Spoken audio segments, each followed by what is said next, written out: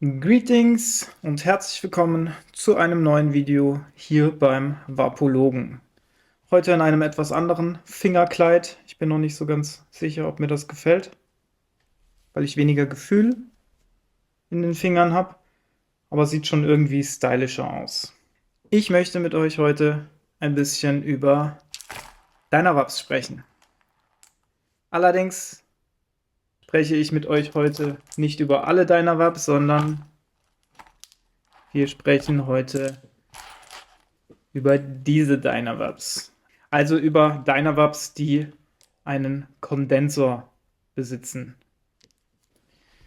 Für diejenigen, die es vielleicht nicht wissen, der Kondensor befindet sich im Dynavap innen und das ist dieses Rohr hier. Der Dynavap ist also aufgebaut durch einen Kondensor, einen Stem, den Tip und die Kappe. Oh, die habe ich ein bisschen verbogen. Das Prinzip scheint erstmal ganz einfach. Wir erhitzen die Kappe. An der Kappe wird Luft vorbeigezogen, die erwärmt sich, wandert dann durch die Kräuterkammer, wird durch den Kondensor gezogen und wir können das Ganze inhalieren. Warum haben wir aber diesen Kondensor? Man könnte doch auch einfach das Ding so zumachen und ganz normal vapen. Was macht dieses Ding so besonders?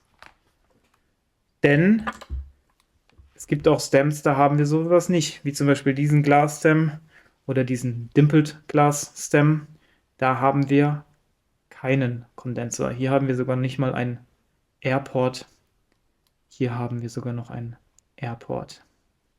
Um uns das ein bisschen zu verdeutlichen, habe ich dazu meinen 3D-Drucker angeschmissen und habe ein paar Dynavap-Teile gedruckt. Wir haben hier ein Dynavap-Stem, das müsste, glaube ich, der 19 M-Stem sein. Dann haben wir hier ein Dynavap-Tip und den Kondensor. Um den Kondensor habe ich hier kleine Klebestreifen drum gemacht, die sollen quasi die Silikonringe hier simulieren. Und zur besseren Sichtung habe ich den Kondensor mit Crepe-Tape abgeklebt, einfach um den Kontrast zu erhöhen.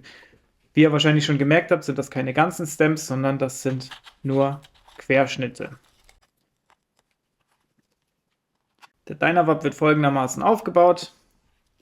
Stem, Tip und in der Mitte kommt der Kondensor. Jetzt ist bei diesem Modell kein Airport dabei, aber wir gehen jetzt einfach mal davon aus, hier oben haben wir den Airport. Wie ihr sehen könnt, ist der Kondensor in den Tip reingeragt. Also der ragt ein bisschen rein und endet nicht hier vorne. Das heißt aber, wir haben hier trotzdem noch einen gewissen Spalt, der Luft ziehen kann. Wenn wir jetzt an dem Gerät ziehen und wir haben dabei den Airport geschlossen, dann ziehen wir von hier vorne Luft rein. Die Luft wandert durch die Kräuterkammer, läuft durch den Kondensor und wir inhalieren die direkte Luft quasi. Wenn wir jetzt aber den Airport geöffnet haben und dabei am Dynavap ziehen, dann wird die Luft in den Airport reingesogen, wandert am Kondensor vorbei, in den Tip rein, wird hier umgelenkt und wandert durch den Kondensor und wird inhaliert. Würde man jetzt im ersten Moment denken, das macht ja gar keinen großen Sinn, weil wir ja dann nur die Airport-Luft einatmen. Aber hier kommt das Geniale von Dynavap ins Spiel. Genau hier vorne bei dieser Umlenkung von der Luft quasi von hier nach in diese Richtung entsteht in diesem Bereich ein Unterdruck und dieser Unterdruck sorgt dafür, dass von außen Luft durch die Cap gezogen wird, in die Kammer rein, durch die Kammer, extrahiert die Inhaltsstoffe und wird dann wieder in den Kondensor gelangt. Wenn der Kondensor jetzt allerdings nicht in den Tip ragen würde, wie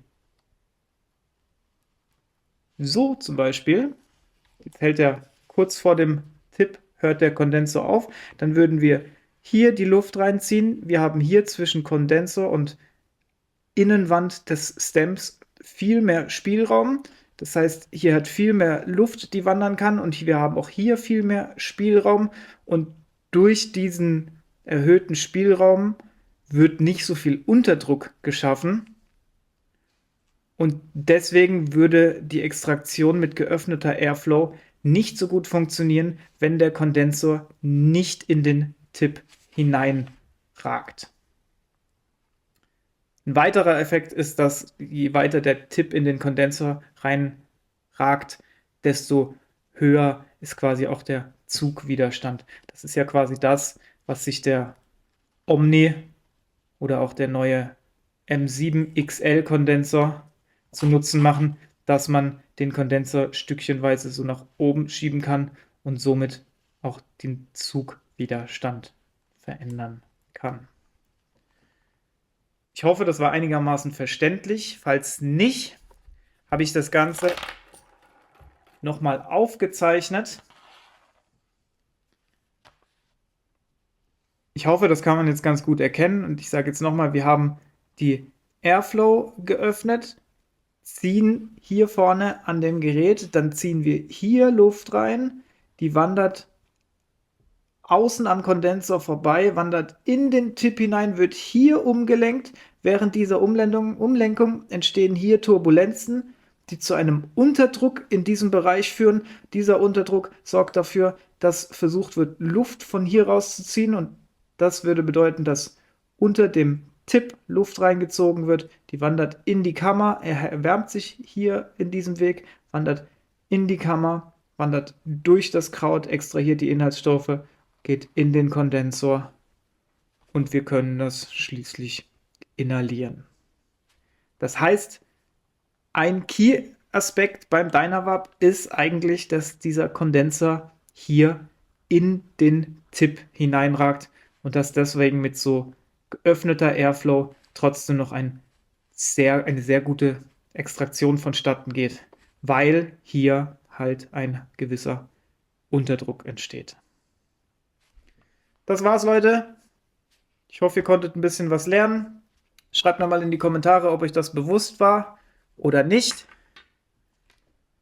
Das ist auf jeden Fall das Prinzip von allen Dynavaps, von Dynavap selbst bis auf die BB3, BB6, BB9 Series, die mit einem Glas-Stem funktionieren. Macht's gut, Leute. Bis zum nächsten Mal. Euer Vapologe.